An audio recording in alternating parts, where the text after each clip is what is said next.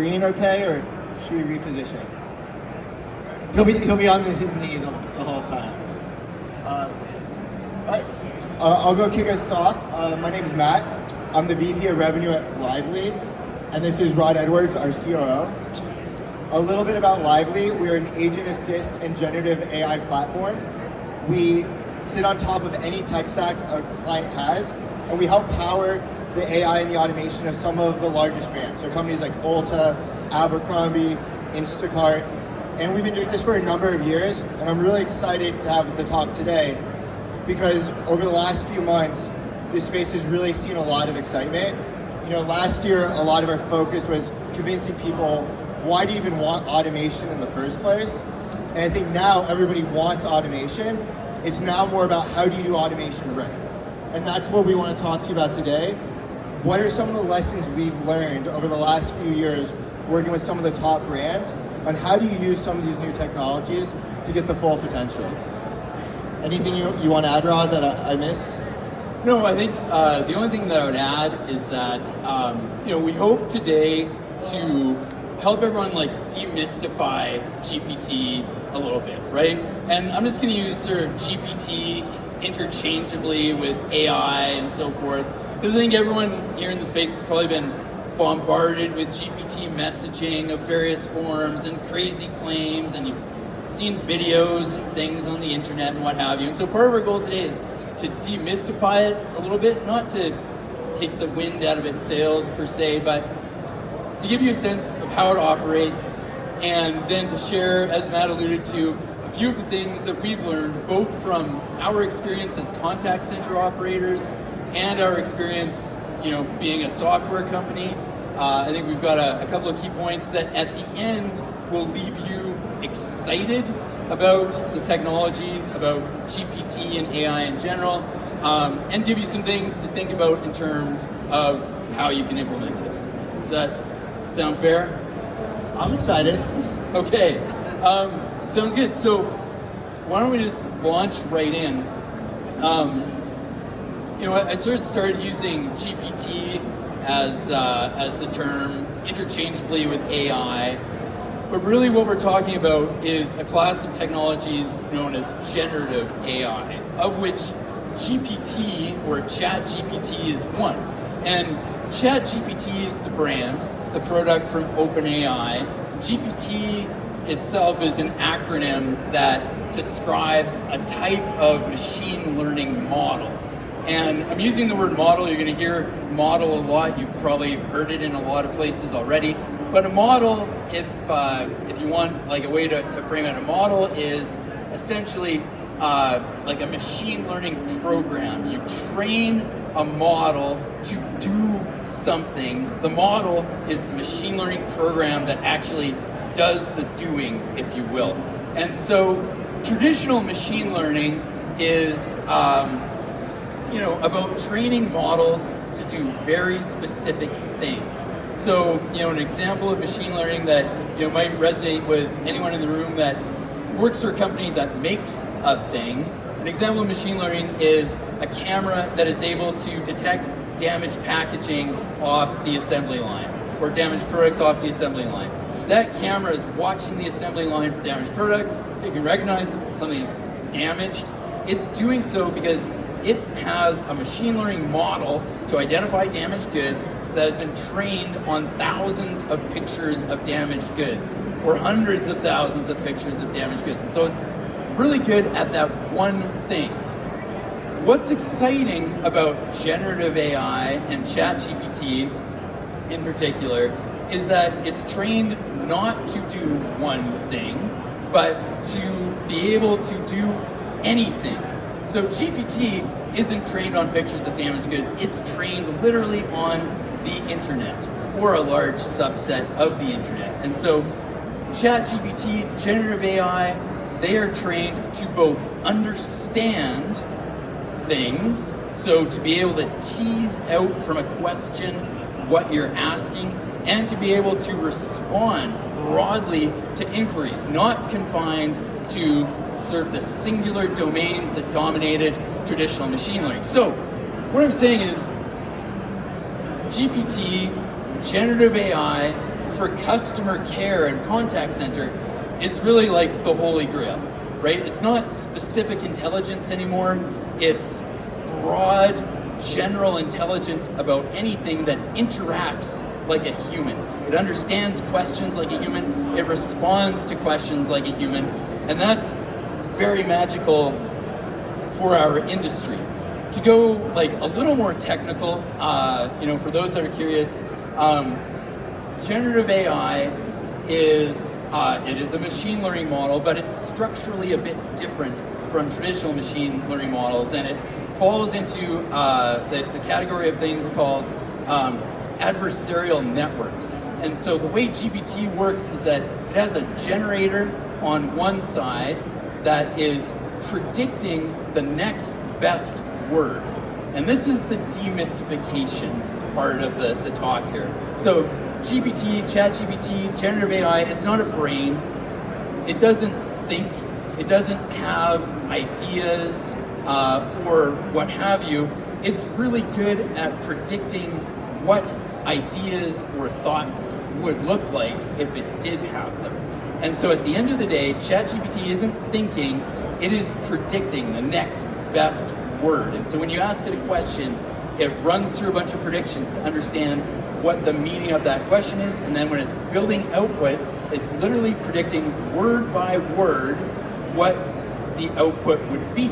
Part of the magic of GPT is the adversarial side. So the generator is doing all this predicting, assembling sentences, predicting words, and so forth. The disruptor on the other side is testing them. So part of the magic here is that the generator will generate 1,000 potential responses to a question. The disruptor side of it will test them and put forward the best one. But at the end of the day, GPT is not a thinking, living brain or being or what have you. It's not magical. It is, at the end of the day, reduced to mathematics, and it's a great evolution of machine learning. But for our industry, for customer care, it unlocks a bunch of really interesting potential use cases and things before that would have depended on the use of human intuition or human interpretation. However, yeah, so I love how you framed it up as it's an excellent predictor, but it is not a brain, right? It's really just predicting. Because that's one of our first lessons we want to leave you with, is that ChatGPT alone is not enough. You can't just put this on your program and expect the right answers. Has anyone played with any of those visual AI tools? Raise your hand if you played with any of those like image creation ones. I like this one because it kind of shows what happens when a prediction goes awry, right? You get a lot of really weird images that don't make sense to us, but make sense to a generative AI model, right? Like the chicken on the head, right? That's a prediction that it's creative, it's cool. Maybe as a human, we wouldn't have thought of it, but I don't know if that's what we would want in our contact center when it comes to the types of responses. Well, and even worse is when it's good from far, but far from good, right? Santa's fingers are not right. I think he's all thumbs. Yeah, it's just weird. So this is kind of what this would look like in a word kind of sense, right? Like I like the visual, but when it comes to the contact center, what we don't want is responses like this. It could be how many miles per gallon does a Tesla get, and we're talking about a Honda Accord, right? That you can't have that happen in your contact center, right? It really would ruin all credibility. And so what we've done over the last few years is we've understood how do you actually leverage it? How do you give the right input into it so that we could get the right responses? You can make the right predictions. Yeah, and I think the speaker right before us, I heard was talking about hallucination, right? And that's one of the characteristics of these models is when they encounter a situation that they don't know what to do about, they hallucinate, right? So the Tesla one is a good one because Teslas do not get any miles per gallon. There are no gallons, right? But the model comes up with an answer, right? It needs an answer. And so what I'm going to walk you through is our process of how do we make sure you get the most out of it. And so first, it starts quite simply with what we call analysis and comprehension. We need to know what is a customer actually asking. So I mentioned we've been doing this for many years. So even before ChatGPT was a thing, we've been using ML models, and the first step is you have to analyze what a customer is asking, what is the intent, what are all the questions, and what we do is we kind of document that into several different questions. Because we might take that for granted, but in one email, you might actually have many different questions, right? You might say, hey, I would like to make a return on this item. Is it still in the return policy? And then do you have it in a large? And so, right, that's actually many different questions. One, is it available to return? Two, do you have a large? And what's confusing is you're actually asking for an exchange, technically, not a return, right? And so a human would need to understand that, or one of our models would need to use to really dissect all the things that they're asking. The next step is we need to understand what would actually the right answer be. Right? ChatGPT doesn't know, is it in the return window? What is the return window? It doesn't know. And it certainly doesn't know whether the item is in stock or not. And so what we need to do is know what would the ideal answer be. So we look at the sources of truth. Right? How do you train your agents today? So it could be what templates do they usually use for an answer? Or what are some of the best agents saying? We could look at that. Or what does the knowledge base say to do? When we look at your sources of truth and we put together what is the right answer. So before you even go to ChatGPT, those are the two things you need to know. What is being asked and what should the answer be? And source of truth is like a great framing mechanism, right? If you take away like a catchphrase from this conversation in the context of AI, remember you need a source of truth to give it.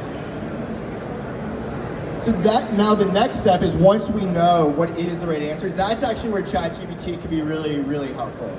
Because like he mentioned, it's really good at making predictions, and where those predictions go well is when you want a very personalized response, right? You can look at the customer's profile, the context of the email, and predict a great response, but we don't want it to predict the policy or anything like that. So what we do is we feed in what are the actual responses, and then have it look at the context of the situation and develop some possible responses.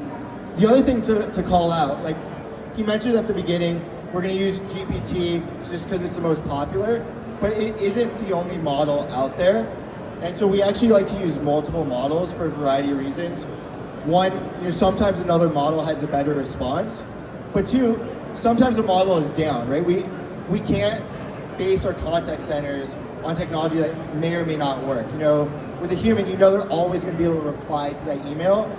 You can't really have a system set up where they can't reply or a reply is wrong. And so what we do is we actually pass it to multiple models, and then we look at all the responses and we select the best. And now the next step, now that we have a nice personalized response, and what we like to do with that one is have it be very neutral, very factual, we then kind of go back into these models and add on emotion and brand voice. And these are really important. A lot of people might forget it, but if a customer is upset, you can't just tell them the policy. You might want to tell them the policy in a more empathetic way. Or some of our clients have very different brand voices. One of our clients is L'Oreal. They like to sound very professional. Versus like an Abercrombie wants to sound a little bit more casual, a little bit more surfer. And so we like to insert that in so you're on the brand voice and you're understanding kind of the context and the tone of the situation. And then the last piece is what we call filter, input, and enrichment. And so this is actually the most important, so I saved it for last. At the very beginning, what we do is we actually remove all PII and personal information. And this is a step that I think a lot of people forget. But with these models, the way they work is every time you give them information, they store it forever.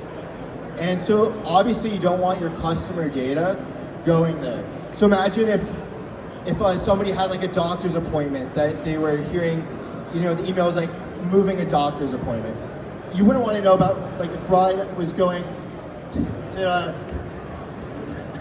a doctor's appointment for some personal reason. Yeah, personal doctor's appointment. You wouldn't want that in the cloud, right? You wouldn't want. Actually, we're laughing now, but if you actually asked the model, you could actually have a risk where you say, tell me about Rod Edwards, and it might only know, hey, he goes to the doctor for a personal reason, and it might say that. A very personal reason that we can stop talking about. So anyways, you want to remove all the PII for that reason. Also, obviously, there's HIPAA and legal concerns as well. And so what we do is remove all that at the beginning. We add it all back in at the end. And then we also check, make sure, does this response make sense? Does it work with this email? And then we kind of go forward. So that last check is really important. It helps remove hallucinations and other security risks. So yeah, all of this represents like a ton of learning and experience from working in this space. And just to circle back to the header for this section, take away that ChatGPT is not the answer, right? ChatGPT is a very important part of the answer, or this type of technology is an important part of the answer, but to actually use it, you need to surround it with a bit of internal control, almost like onboarding human agents into your contact center team, right? You're training them, you're QAing them, you're having regular coaching sessions. And so ChatGPT alone is not enough. And you can think of it almost as a team member that you need to onboard and manage and surround with intelligence and controls so that it can do its job. So ChatGPT, not enough. The other thing that we wanted the room to take away today is that actions speak louder than words, which is a very dramatic way of calling attention to, I'm going to say like the failing of first wave chatbots, right? So chatbots have been around for a long time, right? And for many years, they struggled to get adoption or to be used consistently or what have you. Part of that was language, right? Going back to like 2009, chatbots were just not good at comprehending English language, especially from random people chatting on their phone or whatever the case may be. It's just not an easy thing for traditional machine learning models to be really good at. ChatGPT actually solves a lot of that problem for us, or this family of technologies solves a lot of that problem for us because it is good at understanding random conversations with the public, and it can interact in a very human way. But that's not the only barrier to chatbot adoption. The other issue with chatbots is, more often than not, in very many situations, they are frequently asked question bots, right? They're good at surfacing information, but more often than not, they don't accompany that information with action. And the distinction that I would make is that you can go onto a great number of e-commerce retailer websites and tell the chatbot, I would like to return something. And it will tell you, okay, great, sign into your account, click on your order history, find your item that you want to return in your order history, click the button to initiate a return, and away you go. Fantastic. But that's frequently asked questions information, right? What you're doing is actually paying a chatbot company or an AI company to surface information that's probably easily available elsewhere on your website. And so the ROI story is different. It's not great. It doesn't actually deliver particularly a better customer experience, right? Like Google could have answered that question for you. How do I return a product at such and such an e-commerce retailer? Google's going to pull up the FAQ content and throw it out there. So what does the chatbot do? It, adds a bit of personalization, especially if you're using GPT to make it snazzy text or what have you. But it doesn't actually, do anything more to enhance the customer experience because it doesn't actually do anything. So think of GPT as a set of eyes that can read, a brain that can understand, and a mouth that can speak. And what we have found in our journey as a software company is that GPT really benefits from also being given hands and feet to do things. Hands and feet. Hands, I don't know what it needs feet for, but hands to actually do things. So, a bit of background about Laivly. Our company began as an agent assistant. So it's a piece of software that's installed on agents' computers in contact centers, and it can help agents execute complex workflows. It can guide them through hairy business processes. It can suggest responses to things and so on and so forth. But it was always about the agent, right? The agent was first in the experience. Our product was there to support the agent, and that is, of course, like a powerful value proposition. We can enhance an agent's productivity by 20, 30, 40%, but it's still the agent first because the human needed to be in the line to deliver the intuition. However, as we're building out our agent assistant product, it evolved into something called the digital worker, which is essentially, imagine an agent's workstation without an agent. So a virtual machine agent station hosted in the cloud with just our automation platform on it, able to do work. So our agent assistant product evolved such that an agent could send requests to the digital worker in the cloud to do something, to execute a return process or whatever the case may be. And now the evolution is we don't need a human agent to be able to understand an incoming chat conversation or an incoming text message stream and figure out what to ask the digital worker to do. ChatGPT, or that family of technologies, can replace a lot of that. So we sort of flip 80-20 on its head. And this is one of the lessons, I would say, is to flip it on its head. We used to work with agent first, supporting the agent with large language models, or ChatGPT, or generative AI.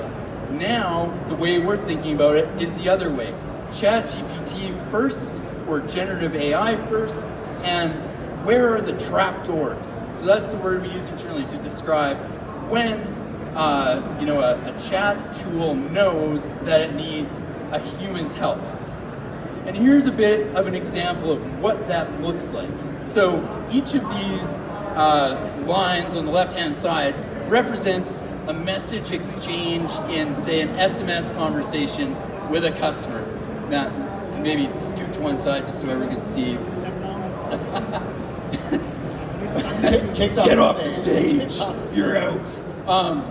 Each of these things represents a message exchange with a generative AI. So it's talking in this conversation. This is talking with ChatGPT to solve a customer problem. The dotted ones are the ones that are fully automated. And this is actually representative of an implementation that we've actually done with an e-commerce client. However, there's an exclamation point and two solid lines in the middle.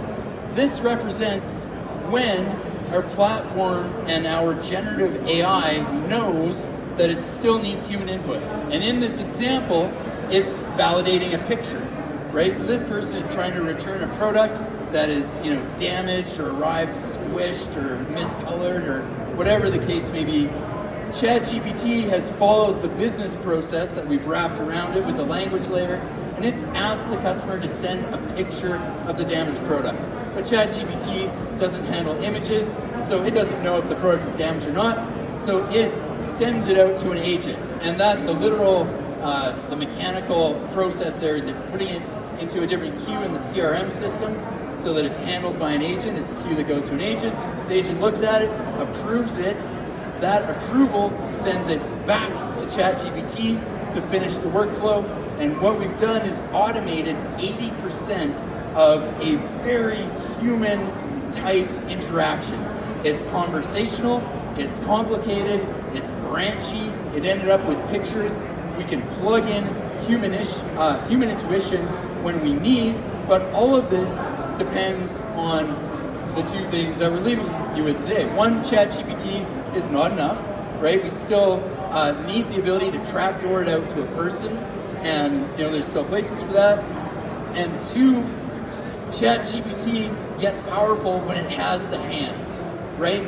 All of this depends on ChatGPT being able to talk to the client systems, to manipulate those client systems and work them the way a person does. And without that, in this conversation, ChatGPT would just be regurgitating the FAQs about the return policy.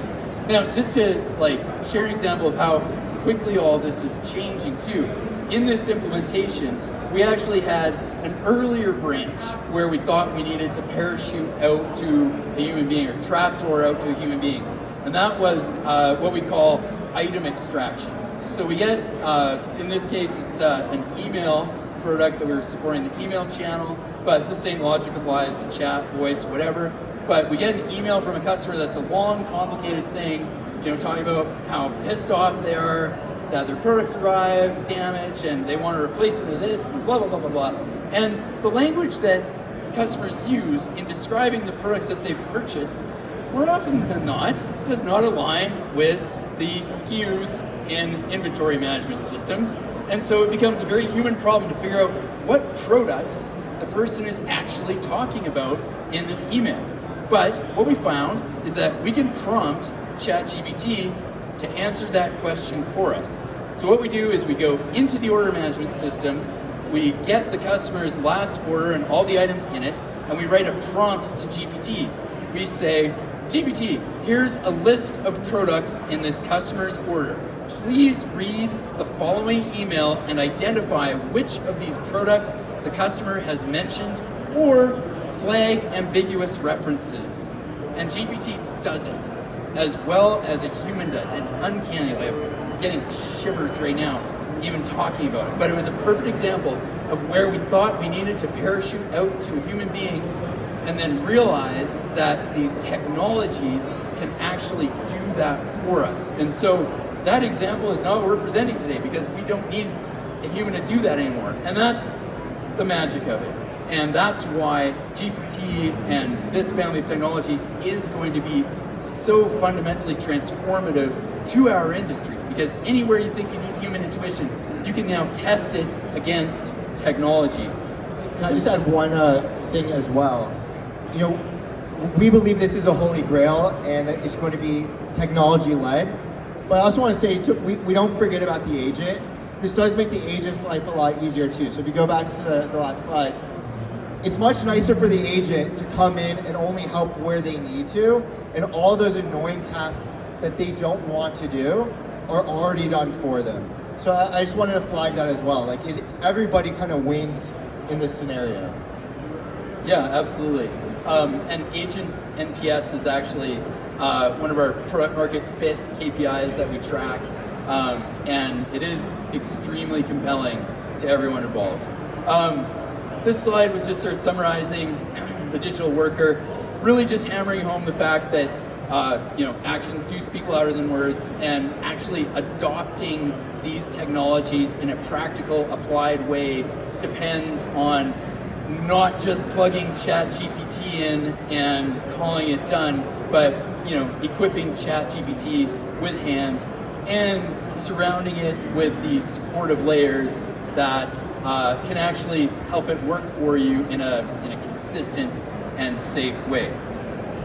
Yeah, I think with that, maybe we'll open it up to any questions, and maybe first some rolling applause. Yeah, was this useful to the group? Did these points make sense? Yes? Mainly joking. But yeah, any questions? Thank you.